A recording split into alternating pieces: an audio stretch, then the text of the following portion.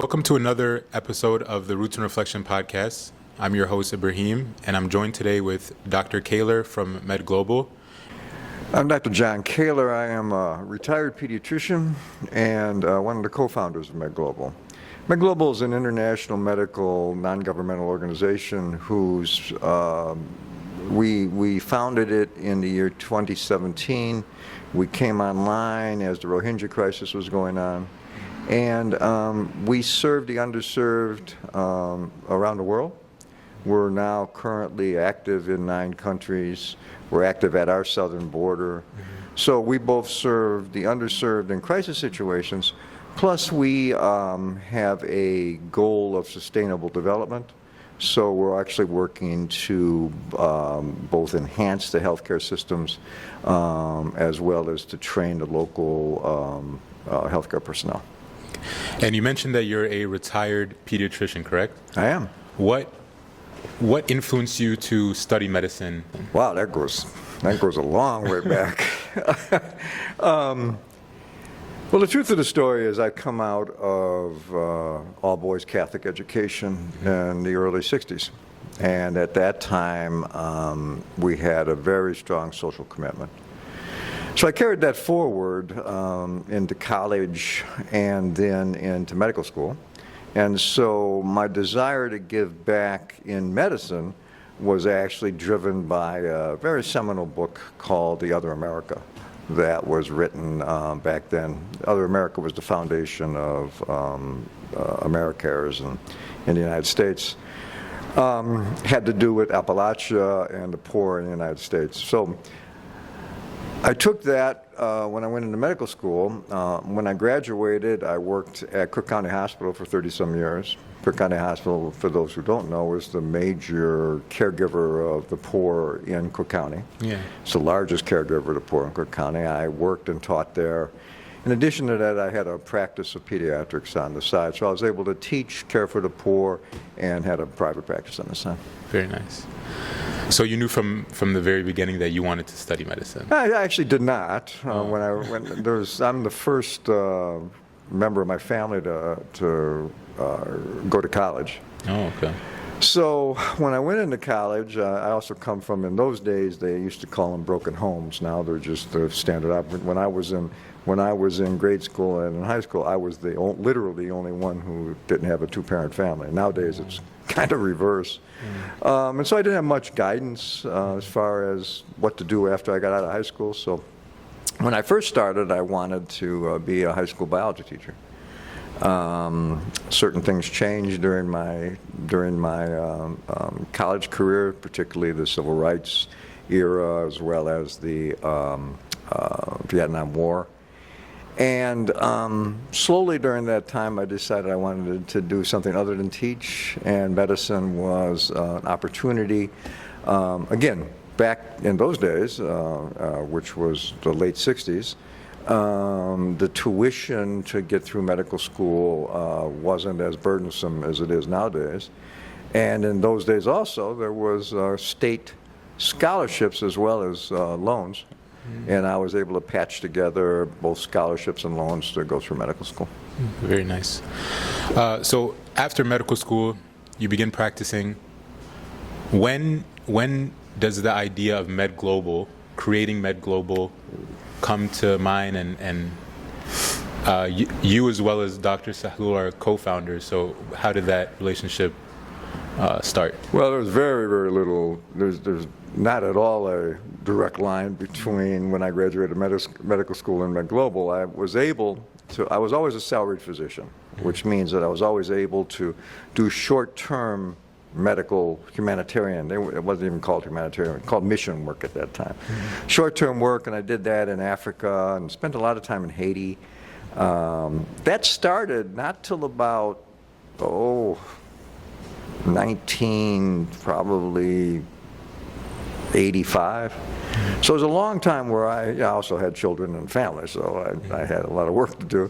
And probably around 1980, 1985, I started doing short-term work, where I'd be able to go away for a couple of weeks to Africa with churches and other organizations, and then come back and do my work. That was always of interest to me. As I said, serving the poor was always of interest. I come from Joliet. I wouldn't, very, very limited scope of the world. And so as I met more people during my training, particularly my international colleagues, I became much more interested in what the larger world was. Began to visit places, to do short-term work, come back, do my own work. And then that all changed in 1980, I'm sorry, in the year 2010, when two things happened. One was the earthquake in Haiti, and then the second was in 2011, the war in Syria began.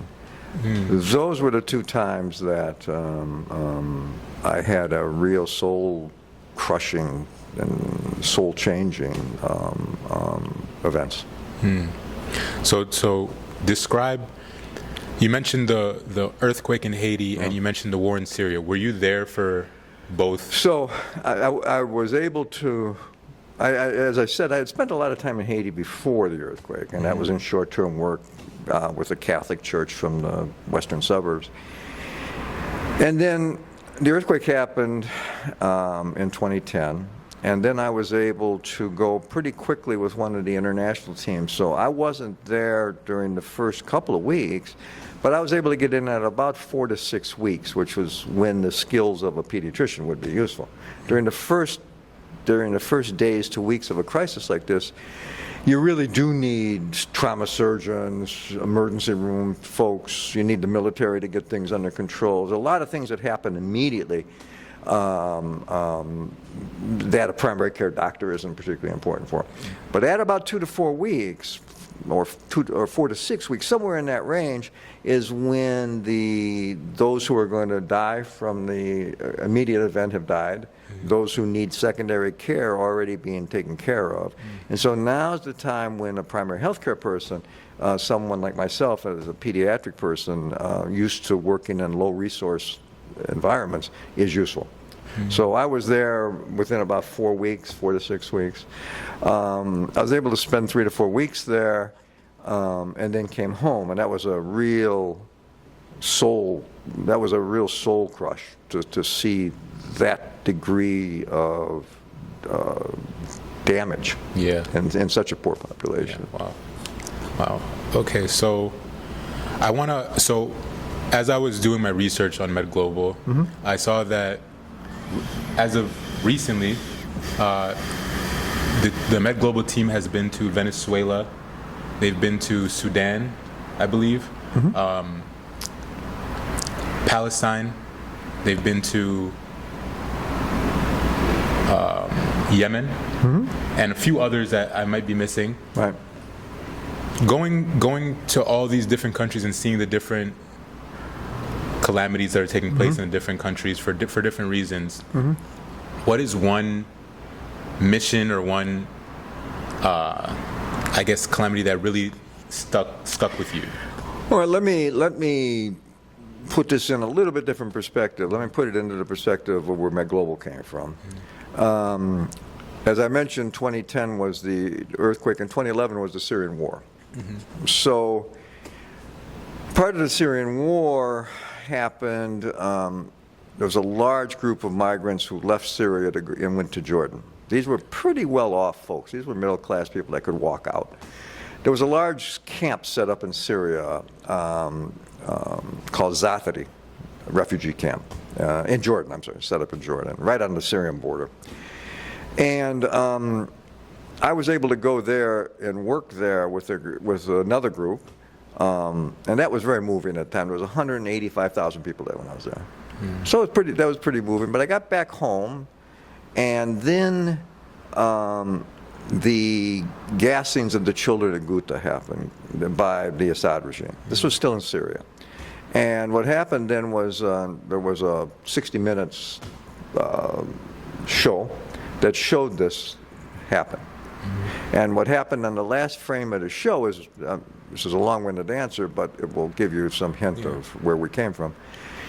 The last frame of the show showed a warehouse, and in that warehouse there were 1,500 white shrouds set up on the ground. And these are all children, and the mothers of these children. But the last scene of that was a father on his knee next to 5 of these white shrouds, 1 large one and 4 small ones, which was his wife and kids. And he was pleading to his God, why did this happen? Why did this happen? I still wake up at night hearing those cries. At that time, I was the chief medical officer of a public facility in Joliet, and I had a Syrian doctor that worked for me. I contacted that doctor and said, I need to get involved in this crisis. How do I do that? Well, he put me in touch with a group. I met them, and they were, the second phase of the Syrian crisis was when these folks were going to across the Mediterranean to Lesbos, Greece. There was a camp set up there. We were working in that camp, and at that point, the chairman of the president of the organization that I was working with at that time came forward for us to take a look at. That was Dr. Salul. That was the first time I met him. Okay. It also happened that what was going on in Syria at that time was in Aleppo. Aleppo was the second largest city in Syria. This was under siege. It was civil war, and it was about to be under siege. And during that week that Dr. Salul was in Greece with me, or I was there with him actually, the last pediatrician in Aleppo was killed. Now he really wasn't, but this was the thing. And there was a picture of him being killed. And so I said to Dr. Salul, why don't you send me to Aleppo? Let me go. He said, well, why would you want to go? And I said, well, my heart, I'm a pediatrician, he was a pediatrician. This is a major catastrophe. Who better to bear witness for that than somebody, who looks like Santa Claus? I mean, I have no Syria, I don't have any Syrian blood. I would be going literally as an American to bear witness to this crisis. And he said, no, it's too dangerous, it's this, it's this. I kept bugging him every week. We live close to each other. I kept bugging him every week, and then finally he said, all right, we'll all go. So we set a group up where he, myself, and an orthopedic colleague went to Aleppo. Now, Aleppo was under siege, and so when we were there, the siege was just starting to close off. It's a split city. So we went to the base of the hospitals. We were at the hospital. You would go up at night, you would go to the top of the hospital, and you would look to the east, and it would be pitch black. You couldn't see anything. You'd look to the west, and there were lights on. And the universities were going. So it was like if you went down, say, the Stevenson here in Chicago, and one side would be lit up and active, and the other side would be dark and being bombed. That's what working in a city like that is. Wow. So we worked there, and when we came out, we did a lot of work together. When we came out, we decided that we were working with a different organization, and we decided that we wanted to set up our own organization at that time. We were honored that year in 2016 with being honored being Chicagoans of the Year that year. And so it gave us enough credibility that we were able to set up our own organization. And it just so happens this was the time of the Rohingya crisis in Burma, and so that's when we started. Okay. Okay, so I wanna touch on now in 2024 we're experiencing a crisis in Palestine that's maybe calling it a crisis is too light of a word.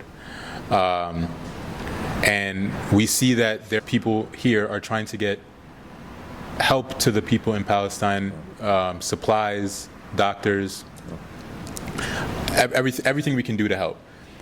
What are some challenges that we're facing in getting medical supplies or doctors? I know that I saw not too long ago an organization is they're requesting doctors, but they're requesting doctors that don't hold a Palestinian citizenship. So there's a lot of different, I guess, logistical things when it comes to getting people and equipment to Palestine to help the situation. So what can you touch on that? Like what? So MedGlobal has had a program in Gaza since 2019. It's completely staffed with Palestinians. as it should be, as are all of our programs, by the way. So you mentioned several places that we service, and we do. We service we're in 9 countries, and all of the programs are staffed with local country people. That way, that was why during COVID we didn't miss any, we didn't miss out, because we use international volunteers, but we don't depend on international volunteers. All right. So back to Gaza, we've had a program there since 2019. Gaza itself has been under blockade for 17 years.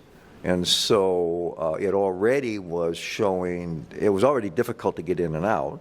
I mean, you didn't just go in. But we have, we cleared everything that we do through Israel the way you have to, and we were beginning to build both the educational aspects of our work in Gaza, as well as some primary care stuff. We were beginning to set up a cystic fibrosis clinic. We were doing teaching at the local hospitals. We were training some of the local staff. We're helping to educate the medical students. So we've been doing all of that. And then 7 October, I was in Syria actually on October 6th. We were running a program in Syria. The Syrian program was beginning to be bombed that day because of some other activity that was going on in Syria, and I pulled the team out. And when I was in Istanbul, we tried to go back in. That's how you get into our Syria program. Yeah. I'm sorry, Gaziantep, which is a smaller city in Turkey. We went to go back in, and we couldn't, because now all of the borders were closed. It happened to be October 7th.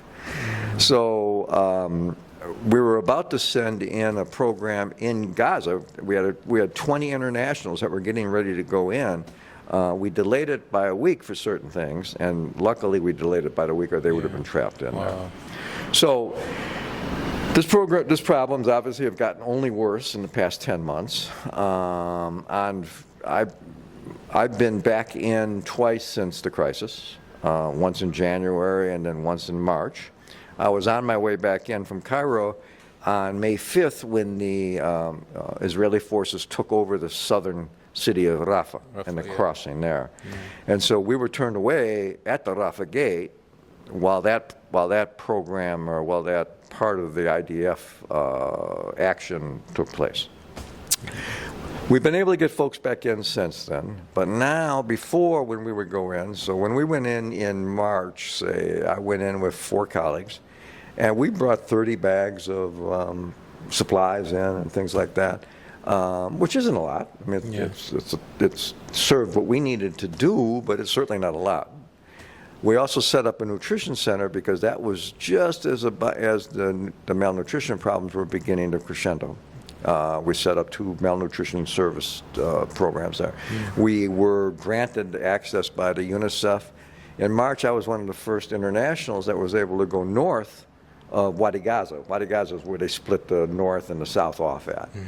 I was able to go north to survey a program at Kamal Adwan Hospital in Gaza City because we were going to set up another nutrition program. It was I had been there a couple times before that, and so it was devastating because literally north of Wadi Gaza, everything was flat, destroyed. Wow. And so it was very, very difficult. So when we got out, then we set up plans to try to bring more things in and out. As soon as the Israelis took over Rafah, they then had access. They closed all the borders. Okay. They changed the requirements, so now we couldn't send as many people in we wanted, but the more importantly was we could not send in, the only thing you could bring in instead of 30 bags like we did was you can bring in 1 bag for yourself, 1 phone for yourself, and 1 carry-on, or 1 backpack. And so we couldn't get things in even though we could begin to get people back in.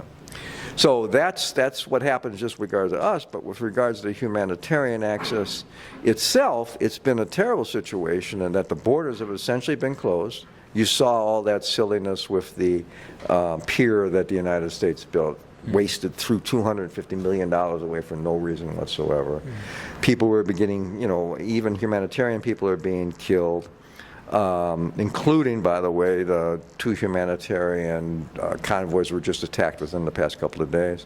People are being displaced from north to south, and then into south, constantly being displaced. So Rafah went from a city of 150,000 people on October 6th to currently housing 1.8 million people in that government region. there. So Wow. think of the change in that type of thing. Yeah. So obviously you mentioned that you've been to Rafah, you've been to Gaza. Yeah. As you're preparing to go to, as you're preparing yourself to go, like what are the emotions that you're feeling? Because I could only imagine when you're, getting ready to get onto the plane and you know that you're about to land into some place that people who has never been there can't really imagine it.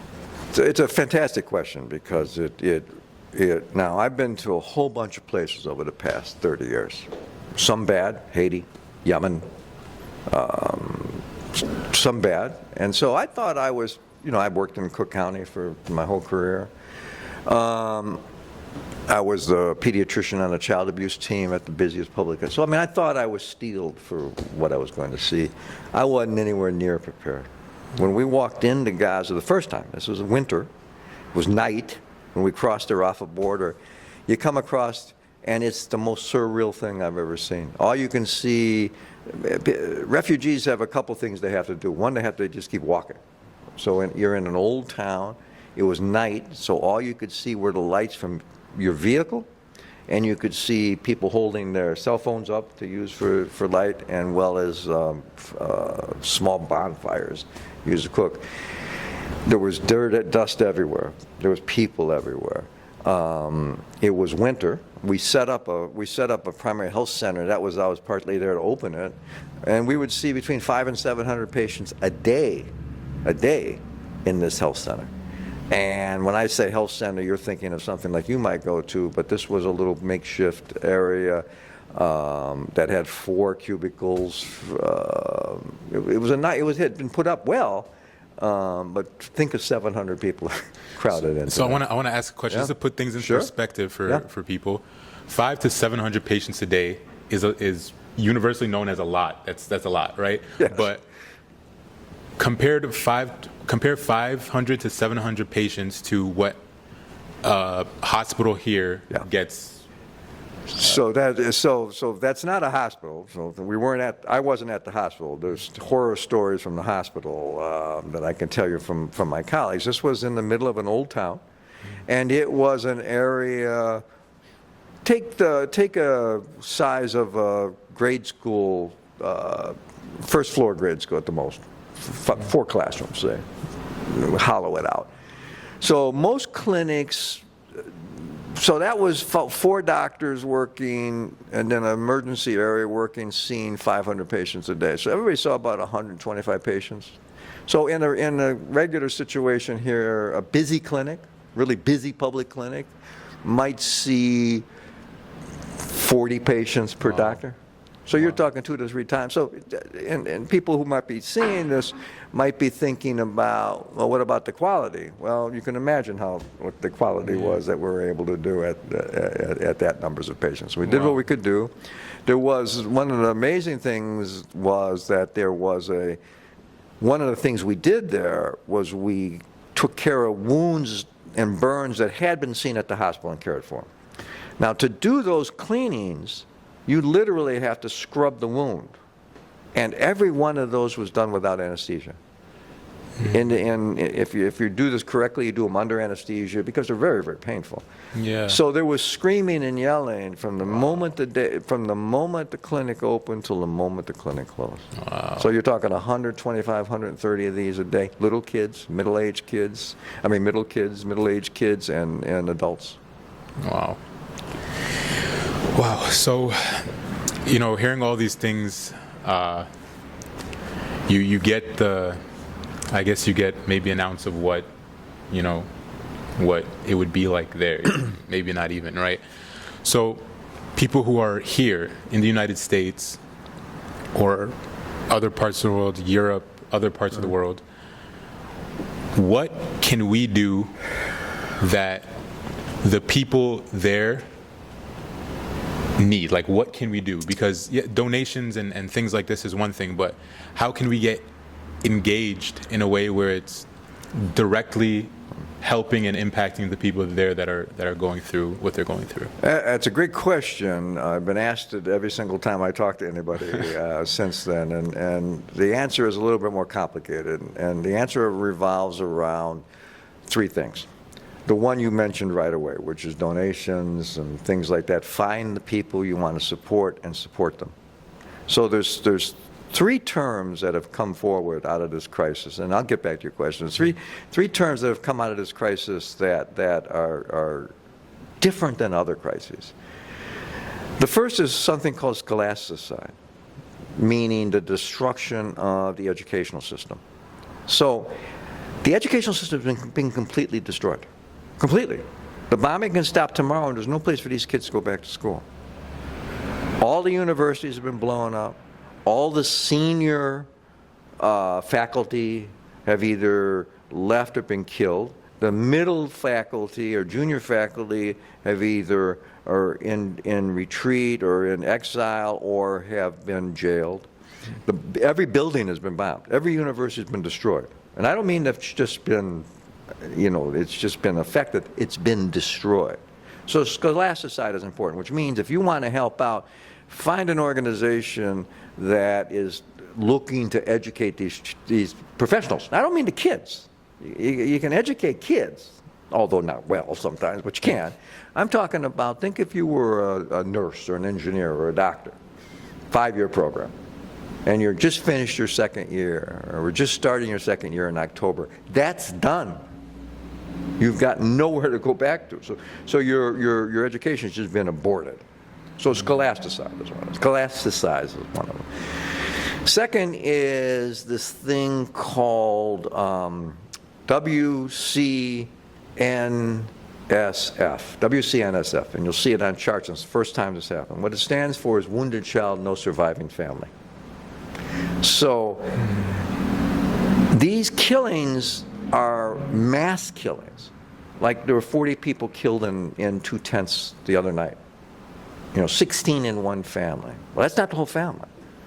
So if all the adults are killed, these children are to be cared for. What you do not hear is the term orphan.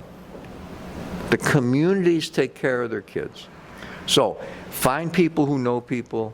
You can help them financially. And then the third thing that is that you hear here that you haven't heard in other places is something called dormicide.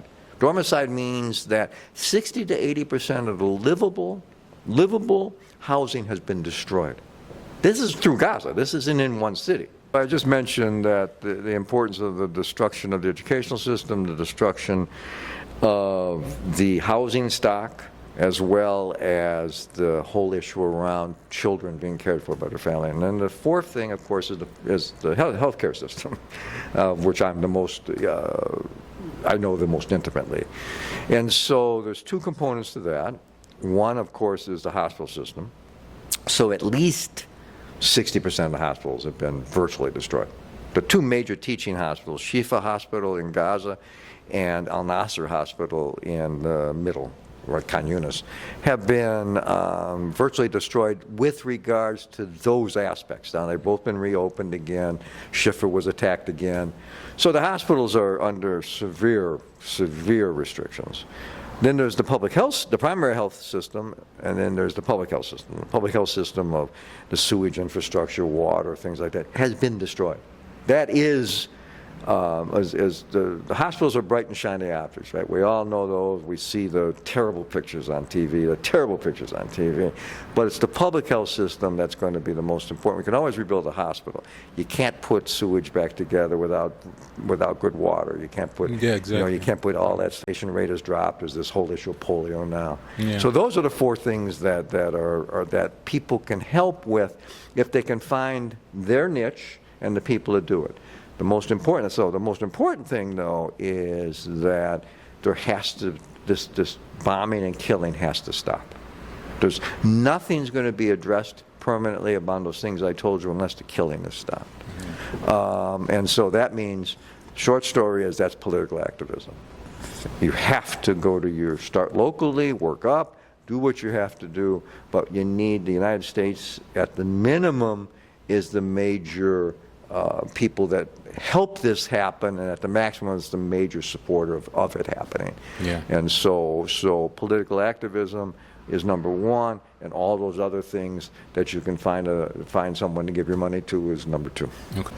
Yes, and yesterday I was watching the presidential debate, Yeah. and there was a kind of a promise to rebuild the infrastructure of Gaza within, I don't forget what she said, within a short, and you're mentioning that rebuilding the infrastructure isn't just building back, you have to, the water, the sewage system, all these different types of things. So how realistic? It's absolutely unrealistic. Completely unrealistic. There's two things. One is that nobody, and when I say nobody, I mean literally nobody knows how Gaza and now the West Bank is going to be run when all of this is done. Nobody knows the administrative structure. And if you don't know the administrative structure, then you don't know how you're going to get things in to help. Right. In addition to the Gaza is different on three measures. The first is the scope. Okay, literally, 100% of the population has been affected. There is no safe place. So it isn't like it's not like in Venezuela where I'm going to escape Venezuela, I'm going to go to Colombia, I'm going to go up through the Darien Gap, past Tapachula and up to the north and then try to get across. That just doesn't exist. Even in Haiti, I'm going to take a boat, go over someplace and escape.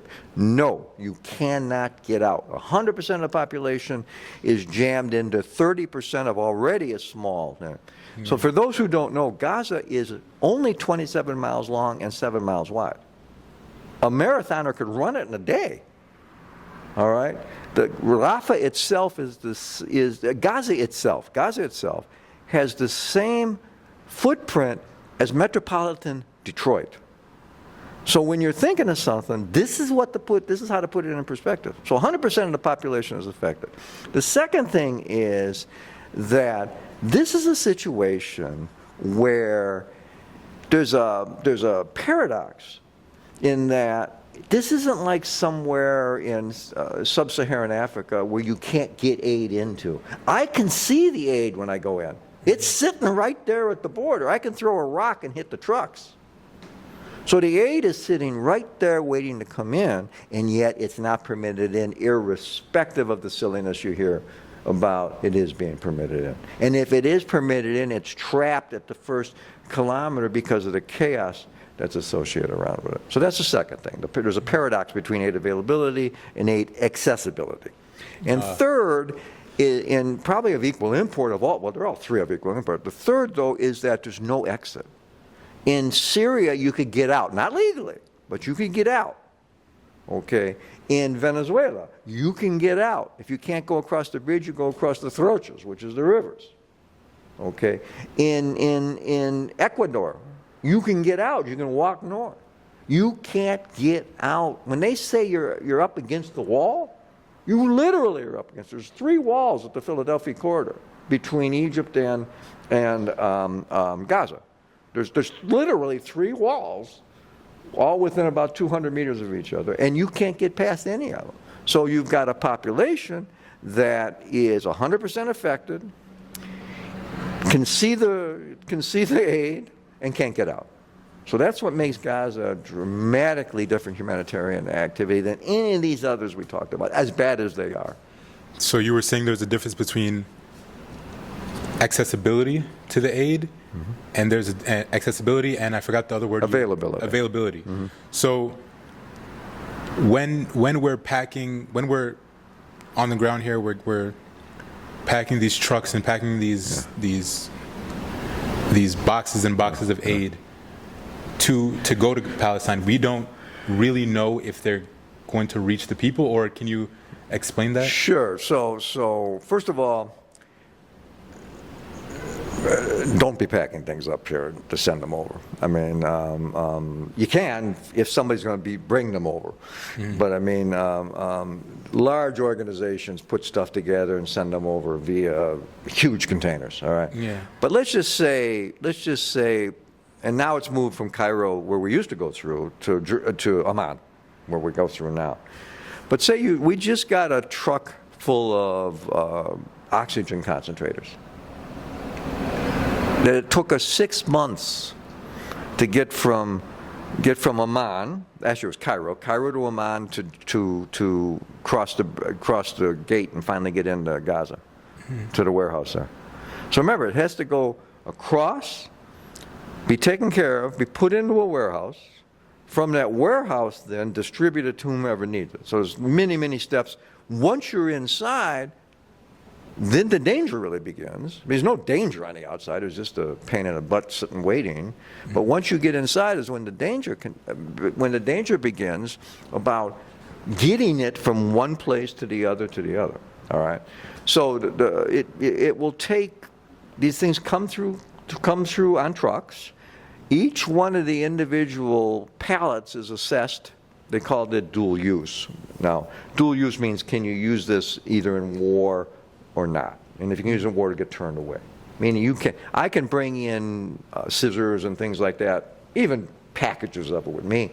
If it comes in through a truck, it can't because it could be used dual use. Now, that being said, everybody has heard the story about Pampers being turned away and sent away, and no one can figure out how that's dual use. So going from the station in, let's say Amman now, in Amman, Jordan, to the Allenby Bridge, through that bridge, down through Kalam Shalom, across the border, from there into the warehouses, from the warehouse to the needy things is a very difficult task. So when you say don't pack things, you mean don't pack things as individuals, but go look for organizations that's exactly right. that specialize in Don't look for the organizations. Look for an organization that can use your money. Do your due diligence, because as you might imagine, this crisis, like every other crisis in the world, you've got scam artists that are going to do this, that, and the other thing. Go to reputable organizations. Do your due diligence. Most mosques won't fall into this trap because they know quite well what's going on. So go through a reputable organization. Money is more valuable than things. We can always buy things in Egypt, buy things in Amman. It helps those local economies that are suffering. But let the big organizations take care of stuff. Okay, so people who are looking for these organizations, obviously since CIOGC is a federation of these organizations, CIOGC has the different organizations as direct contact. So look for these organizations and go through the big ones: Helping Hands, Zakat Foundation, MedGlobal. These are reliable and reputable organizations. They can also steer you. If you contact one of the big organizations, go through your mosque. The mosque will, every mosque will know, every church will know that I want to do X, Y, and Z. And to do that, they'll give you the people to do that with. So I want to touch on two more things. Now this, when I was doing research on MedGlobal, I was really digging and I was really trying to find things that people probably don't know about. And I went on the Instagram page and I saw that about 3 months ago, 12 weeks ago, there was a team member from the MedGlobal team that was killed by an IDF soldier. When I saw it, I was looking at it and I was checking the date and I was like, okay, why is this something that I didn't really, I didn't see this on any news outlets. I didn't see this like, so when I saw that, I was like, okay, this is something I definitely want to bring up during our episode, because it's something that I feel like it cannot be just blown over. You know what I mean? So the short answer to why you didn't see it is because it wasn't an international worker. It was a Palestinian, and there are so far 40,000 Palestinians that have been killed. This was our loss, no questions about that. We suffered this. It was on our websites and stuff like that. It would have had zero recognition by our government. Actually, the young woman that was just shot and killed from Washington, Turkish American, who just graduated from Washington, that young woman who was just shot and killed, no one questions that she was shot and killed, has still not received a call from the White House as of this morning. Wow. And so the reason you didn't hear about it was because we suffered as a family, but nobody really cared. No. And I hope that if there's anything that comes, the smallest thing that could come out of this podcast would be for people to know the name of the team member who was killed, Faris Abid. And it's just very sad because like you just see a complete neglect of like you said, if the person is Palestinian, you see a complete neglect of their livelihood, like as if they're not humans, you know? So let me make sure let me emphasize something and I do it every time I speak to anybody. These folks who are displaced are you. This is not a remote village that's been attacked and people are, pulling their goat and walking away. This is you. The standing joke is that most people in Gaza City wouldn't have known Rafah if they had to get there. Everybody in Rafah knew that Gaza City because it was the metropole, right? This is a north-south split. So those folks in, it'd be like us, I don't know, Peoria, say. I'm going to Peoria this afternoon. Well, Peoria is, to us up here in Chicago is the Boondocks or Kankakee, That's what this was like. So those folks that are down there right now are you guys, young adults that had a life, and a real life. There had been, it had been sequestered for 17 years, but it was a good life, right? Yeah. So these, the folks that are being killed, remember I said about point number one, 100% of the population is affected. One of the things about this person who was killed was that our country director her husband had been killed, not in this crisis, in a previous one. She just lost a sister and a brother-in-law and is still on the wall. She was on the wall from October 7th. We finally got her out, and she's still working. Every single day she's still working.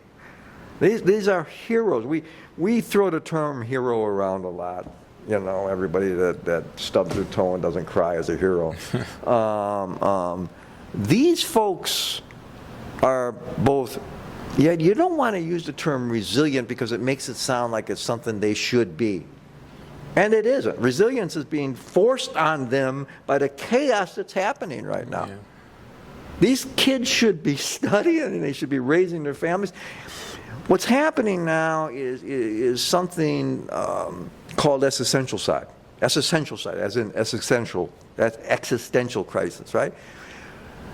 Everything is being destroyed. Records. Why else would you blow up a museum? There's no reason to blow a museum up. No one thought there were hidden things under there. They're blowing museums up. They're destroying records because they want to wipe out the history of the Palestinian community. This is the time. Yeah. This is what's happening. Not too long ago, we had I believe it was a press conference or an event with one of the speakers were saying that it's so difficult to humanize a people when you've never seen them be human. You've only seen them dead or with their limbs, halfway blown. You've never seen them celebrate their lives or celebrate or just be a community that's lively. You've only seen, the aftermath. So it's hard to humanize. Yeah, and there shouldn't even be an issue of humanizing, right? Mm-hmm. Tell me the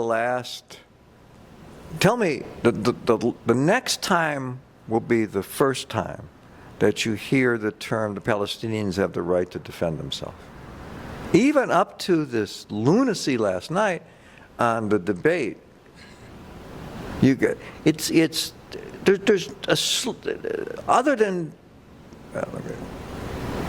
very little difference in policy between the Republicans and the Democrats vis-a-vis Gaza.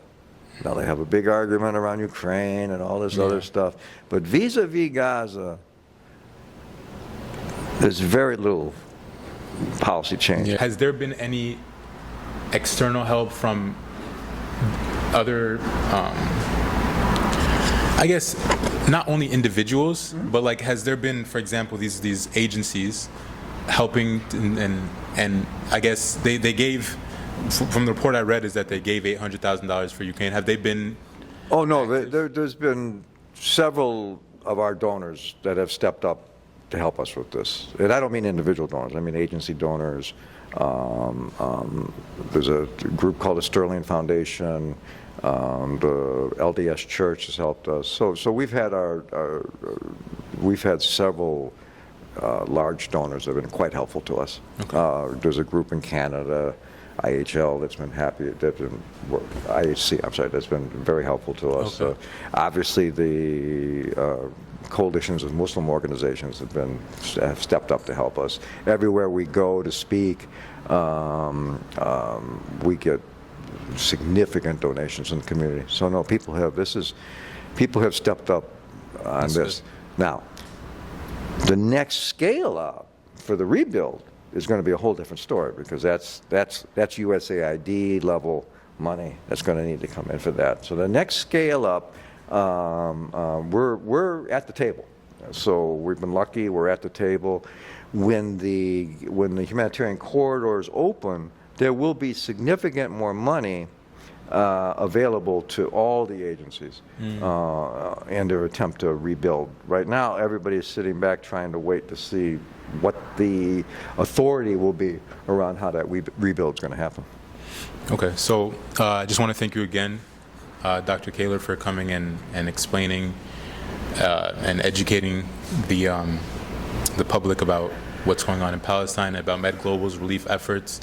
If there's anything that you want to say or add to conclude?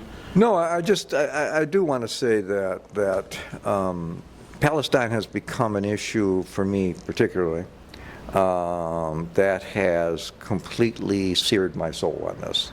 Meaning I'm walking away from other commitments, even to our organization, in order to dedicate myself to this for the rest of, I'm on a long last lap, hopefully, but it will be dedicated towards this.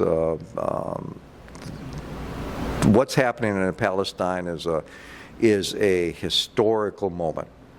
And I have 12 grandchildren, and I want them at some time in the future to be able to say, my grandfather was there. Irrespective of what the outcomes are on any of these, he was there trying to help, and that's all any of us can do right now. Well, we do appreciate your help, and we appreciate all the work that MedGlobal has been doing. Thank you so much. Thank you.